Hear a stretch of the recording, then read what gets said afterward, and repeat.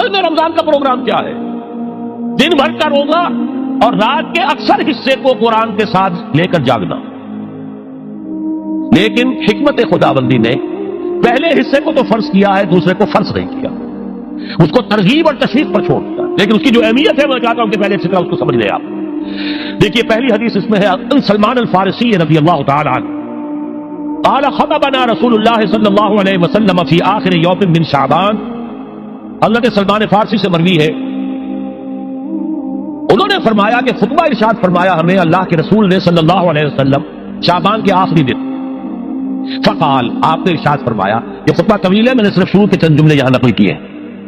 یا ایھا الناس قد اظلکم شہر عظیم، اے لوگوں تم پر ایک بہت عظمتوں والا مہینہ سایہ فگن ہو گیا ہے. دیکھیے سایہ فگن سے وہ انگریزی کا محاورہ آپ کے ذہن میں آنا چاہیے، coming events cast their shadows before. ابھی رمضان شروع نہیں ہوا ہے، شعبان کا آخری دن ہے، تو وہ کمنگ ایونٹ جو ہے رمضان مبارک اس کا سایہ آ گیا ہے تم پر. اس لیے حضور نے وہ لفظ استعمال کیا قد اظلکم، ظلال کہتے سائے کو. قد اظلکم شہر عظیم، بڑی عظمت والا مہینہ ہے. شہر مبارک، بہت برکت والا مہینہ ہے. شہر فیہ لیلۃ الخیر من الف شہر، اس میں ایک رات وہ بھی ہے، وہ مہینہ جس میں ایک رات وہ بھی ہے جو ہزار مہینوں سے افضل ہے. انا انزلناہ فی لیلۃ القدر وما ادراک ما لیلۃ القدر لیلۃ القدر خیر من الف شہر. اب جو اگلے دو جملے ہیں وہ نوٹ کیجئے. جعل اللہ صیامہ فریضۃ وقیام لیلہ تطوعا، اللہ نے ٹھہرایا ہے، قرار دیا ہے اس کا روزہ رکھنا تو فرض کے درجے اور اس کی رات کا قیام تطوع کے درجے میں، اپنی مرضی پر، اپنی خواہش پر، نفل کے طور پر. یہ تم پر لکھ دیا گیا ہے، لکھا تو گیا ہے، جعلہ تو ہے. مجعول کا جو پہلا مفعول ہے وہ کیا ہے؟ جعلہ کا مجعول اول کیا ہے؟ دن کا روزہ. اور مجعول ثانی کیا ہے؟ قیام لیلہ، رات کو کھڑا رہنا. اب یہ رات کا کھڑا رہنا اس کی کتنی مقدار ہوگی؟ کہاں سے معلوم کریں گے؟ قرآن سے. جب یہ لفظ آیا ہے سورہ مزمل میں، یا ایھا المزمل قم اللیل الا قلیلا نصفہ او انقص منہ قلیلا او زد علیہ ورتل القرآن ترتیلا. یہ مانیے اے دیہا کپل پہ لپٹ کر لیٹنے والے، کھڑے رہا کرو رات کو سوائے اس کے تھوڑے سے حصے کے، یعنی آدھی رات یا اس میں تھوڑا سا کم کر لو، جسے پھر کہا مفسرین نے ایک تہائی رات کم سے کم. اور زد علیہ، یا آدھی پر بھی کچھ زیادہ کرو، یہ دو تہائی رات ہو گئے. ورتل القرآن ترتیلا، اور قرآن کو اتارا کرو تھوڑا تھوڑا تھوڑا. یہ ترتیل، تفریل، تنزیل، جیسے قرآن تھوڑا تھوڑا محبت پر نازل ہوا صلی اللہ علیہ وسلم، ایسے ہی تھوڑا تھوڑا تھوڑا قرآن اپنے اندر اتارو. ہیمر اٹ ڈاؤن، اپنے ذہنوں میں اتارو، اپنے قلب میں اتارو. اس کے لیے رات کو کھڑے رہو.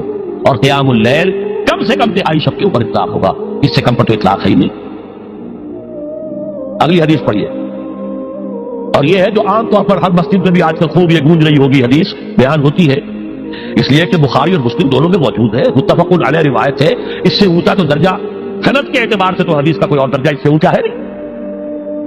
عن ابی ہریرہ رضی اللہ عنہ قال قال رسول اللہ صلی اللہ علیہ وسلم، حضرت ابو ہریرہ سے روایت ہے، آپ نے فرمایا کہ حضور نے ارشاد فرمایا من صام رمضان ایمانا واحتسابا غفر له ما تقدم من ذنبه، جس نے روزہ رکھا رمضان مبارک کے دوران اللہ پر یقین رکھتے ہوئے اور اس سے اجر و ثواب کے حاصل ہونے کی امید میں، اس کے تمام پچھلے گناہ معاف ہو جاتے ہیں.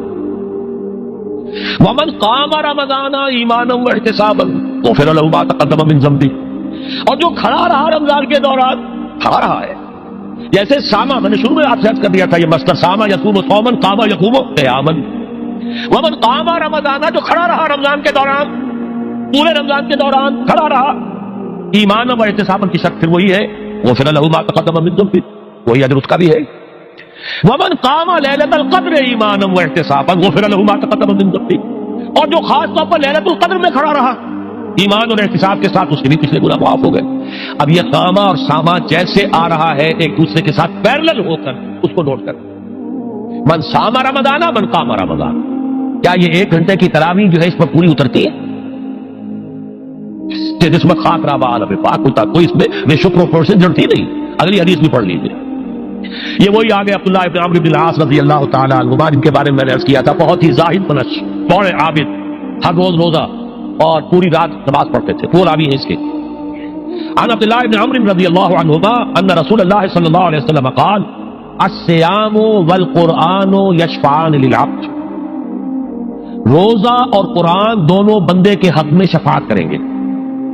یقول الصیام، روزہ یہ کہے گا اے رب، اے پروردگار، انی منعتہ الطعام والشہوات بالنہار، میں نے تیرے اس بندے کو روکے رکھا کھانے پینے سے اور شہوت سے دن کے وقت، فشفینی فی، میری وجہ سے روکا رہا، یہ کھانے کو اچھے سے اچھے جو ہے وہ موجود تھے کھانے، اور پینے کے لیے اعلیٰ سے اعلیٰ مشروب تھے، یہ رکا رہا میری وجہ سے کہ روزہ رکھا ہوا تھا، اور جیسا میں نے کہا منکوحہ بیوی موجود تھی لیکن رکا رہا تھا، میں رکھا اس نے اپنے آپ کو میری وجہ سے، تو میری شفاعت اس کے حق میں قبول کرنا۔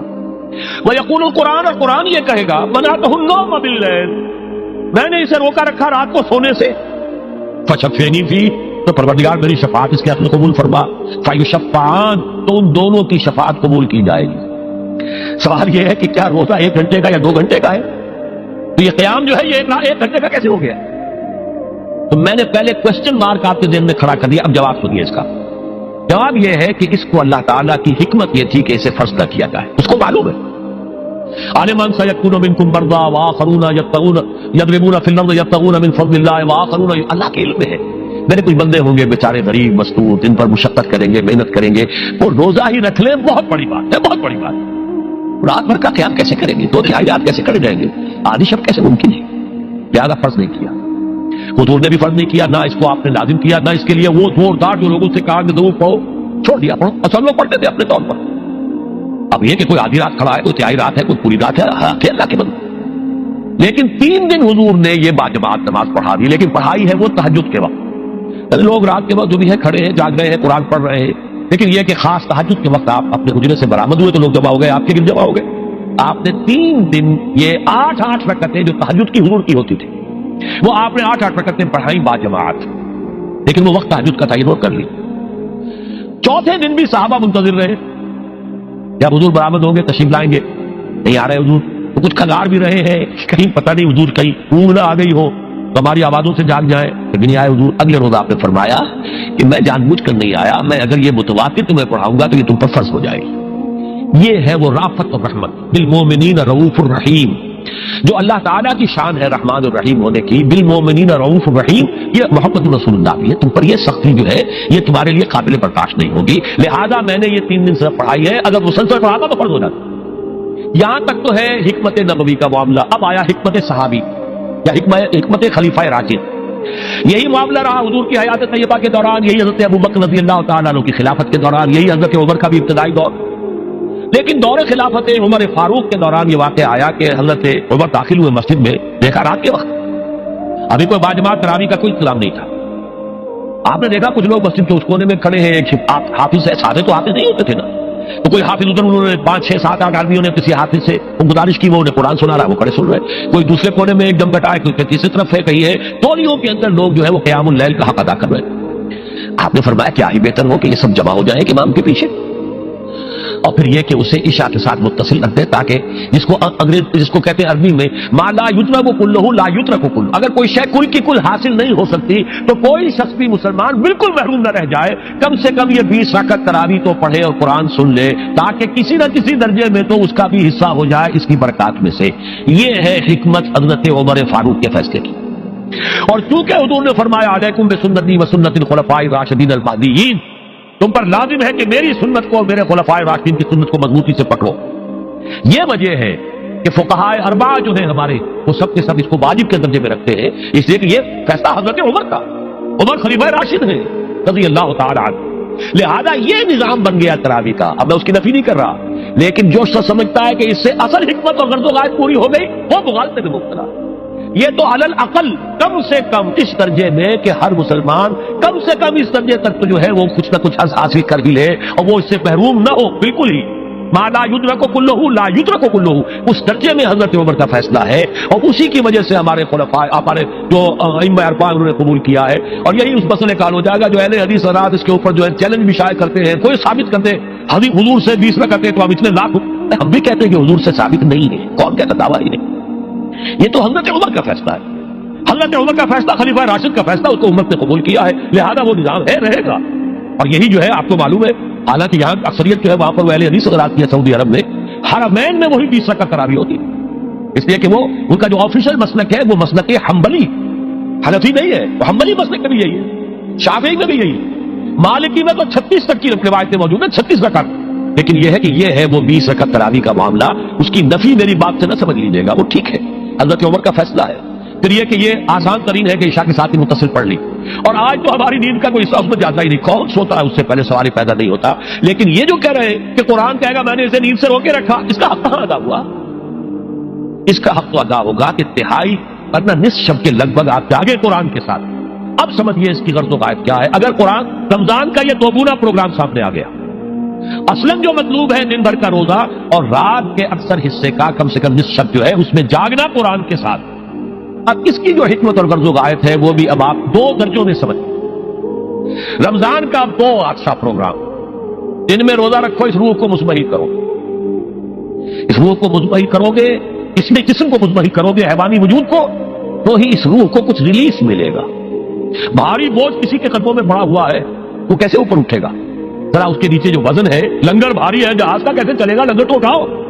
تو اس طریقے سے وہ ذرا بوجھ سے اس کو تھوڑا سا ریلیف دو، رات کو کھڑے ہو جاؤ، اب اپنی روح پر نازل کرو اللہ کے کلام۔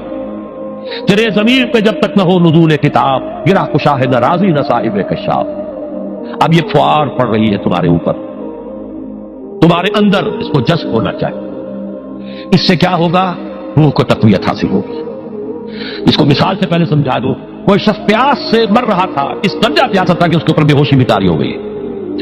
کوئی شخص آیا، اس نے پہلے اس کو پانی کے چھینٹے دیے، کچھ ہوش میں آیا، اب اسے پانی کا کوئی کٹورا لگا دیا اس کے منہ سے۔ پانی کے ایک گھونٹ کی جو لذت اسے اس وقت محسوس ہوگی، کیا کبھی زندگی میں کسی کو محسوس ہو سکتی؟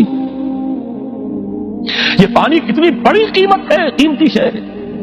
یہ تو اسی سے پوچھے جسے شخص پیاس لگی تھی، اور پیاس کی وجہ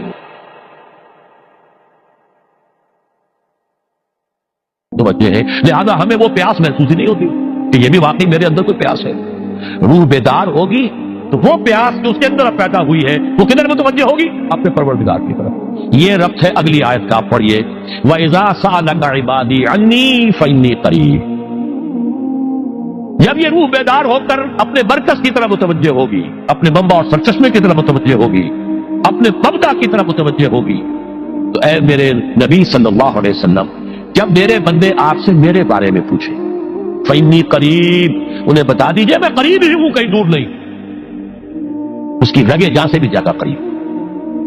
ہم قریب ہیں، جب چاہو ہمیں پکارو، جب چاہو دعا کرو، جب چاہو باریابی حاصل کر لو۔ ہم تو مائل بے کرم ہیں، کوئی سائل ہی نہیں۔ ہم تو ہر روز رات کی آخری گھڑیوں میں سمائے دنیا تک نزول فرماتے ہیں، اور ہماری طرف سے پکارنے والا پکارتا ہے، حل من مستغفر فاغفر لہ، ہے کوئی استغفار کرنے والا کہ میں اسے بخش دوں؟ ہے کوئی مانگنے والا؟ حل من سائل فاعطیہ، ہے کوئی مانگنے والا جسے میں دوں؟ تم سوئے ہوتے ہو، ہم تو غافل نہیں، تم متوجہ تو ہو، آؤ تو صحیح ہماری طرف۔ حدیث قدسی میں آیا ہے، میرا بندہ میری طرف چل کر آتا ہے، میں دوڑ کر آتا ہوں، وہ بارش بھراتا ہے، میں ہاتھ بھراتا ہوں، میرا بندہ میرا ذکر اپنے دل میں کرتا ہے، میں اپنے جی میں اس کا ذکر کرتا ہوں، یاد کرتا ہوں، اور میرا بندہ اگر کسی محفل میں میرا ذکر کرتا ہے، میں اس سے بہت اعلیٰ محفل میں اس کا ذکر کرتا ہوں، بلائے اعلیٰ کی محفل میں ذکر کرتا ہوں۔ یعنی کہ الفاظ ہے کہ تو تم غافل ہو بھائی ہم سے، ہم تو غافل نہیں۔ اغیب وذو اللطائف لا یغیب وارجوہ رجال لا یخیب، میں غائب ہو جاتا ہوں، وہ تو غائب ہونے والی ہستی نہیں ہے، ہر آن موجود، ہوا معکم اینما کنتم۔ وَإِذَا سَأَلَكَ عِبَادِي عَنِّي فَإِنِّي قَرِيبٌ أُجِيبُ دَعْوَةَ الدَّاعِ إِذَا دَعَانِ فَلْيَسْتَجِيبُوا لِي۔ لیکن اب آئی بات اصل، یہ دو طرفہ بات ہوگی، مجھ سے دعا کرو، کسی وقت کی پابندی نہیں، کسی جگہ کی پابندی نہیں، ناپاکی کی حالت میں ہو تب بھی دعا کر سکتے ہو، میری کتاب کو ہاتھ مت لگانا، مجھ سے دعا کر سکتے ہو، دعا پہ کوئی پابندی نہیں، لیٹے مانگو، بیٹھے مانگو، ناپاکی میں مانگو، پاکی میں مانگو، جب چاہو مانگو مجھ سے، دعا میں کوئی خطر نہیں۔ اور جہاں پکارو گے there and then I will listen to you and I will grant your prayers۔ اجیبو جو ہے، اجیبو دونوں مان، جواب دینا اور قبول کرنا، اجابت استجابت دونوں کا ایک ہی مفہوم ہے، جواب دینا اور قبول کرنا۔ اجیبو دعوت الداعی اذا دعان، میں تو ہر پکارنے والے کی پکار کو سنتا ہوں، قبول کرتا ہوں جب بھی وہ مجھے پکارتا ہے، لیکن فلیستجیبوا لی، میرا بھی تو کہنا مانو، چاہیے کہ یہ بھی میرا کہنا مانے، مجھ سے محبت کریں، مجھ سے لو لگائیں، میرے دین کے لیے اپنے آپ کو وقف کریں۔ ان صلاتی و نسکی و محیای و مماتی للہ رب العالمین، میرے باغیوں کے خلاف بغاوت کریں، میرے دین کا جھنڈا اونچا کریں۔ یہ سارے احکام ہے کہ یہ قرآن میں۔ قاتلوہم، جیسا کہ میں نے آپ کو بتایا اگلے ہی رکوع میں قتال کا حکم آ رہا ہے۔ اب وہ گھوڑوں کو روزہ رکھواتے تھے، بتا دیا یہ روزہ تمہیں کس لیے رکھوایا جا رہا ہے، اگلے ہی رکوع کے اندر حکم ہے، قاتلوا فی سبیل اللہ الذین یقاتلونکم وقاتلوہم حتی لا تکون فتنۃ ویکون الدین للہ، اللہ کے لیے دین ہو جائے، پورا کا پورا نظام اللہ کے تابع آ جائے، اس کے لیے پہلے دعوت دو، محنت کرو، جد و جہد کرو، اس دعوت کے نتیجے میں جمعیت فراہم کرو، جب جمعیت اتنی ہو جائے کہ پھر اس باطل نظام کے خلاف بغاوت کر سکو تو کرو بغاوت، اگر باطل نظام کے خلاف بغاوت نہیں کرتے ہو تو پھر ہم سے بغاوت ہے تمہاری۔ پہلے ذہنی بغاوت ہے، آپ ڈس اون کیجئے ذہنی اعتبار سے، نفسیاتی اعتبار سے، میں اس نظام کو نہیں اون کرتا، ریکنسائل نہ کیجئے اس کے ساتھ، کوئی تعاون نہ کیجئے اس کے ساتھ، کوئی چاچی اور ملازمت نہ کیجئے اس کی، تن من دھن لگائیے اس نظام کو بدلنے کے لیے، چاہے ابھی وہ دعوت کے مرحلے میں ہے، لوگوں کو تیار کیا جا رہا ہے، تربیت دی جا رہی ہے، تزکیہ کیا جا رہا ہے، لیکن ہدف کیا ہے؟ تاکہ اللہ کا دین غالب۔ فَلْيَسْتَجِيبُوا لِي، میرا بھی تو کہنا سنے اور مانے۔ میں جہاد کا حکم دیتا ہوں تو جہاد کریں، میں اقامت دین کا حکم دیتا ہوں اقیم الدین تو اس کے لیے کھڑے ہو جائیں، میں قتال کا حکم دوں تو قتال کریں۔ فَلْيَسْتَجِيبُوا لِي وَلْيُؤْمِنُوا بِي، اور مجھ پر ہی اپنا ایمان پختہ رکھیں، توکل کریں تو مجھ پر کریں، محبت کریں تو مجھ سے۔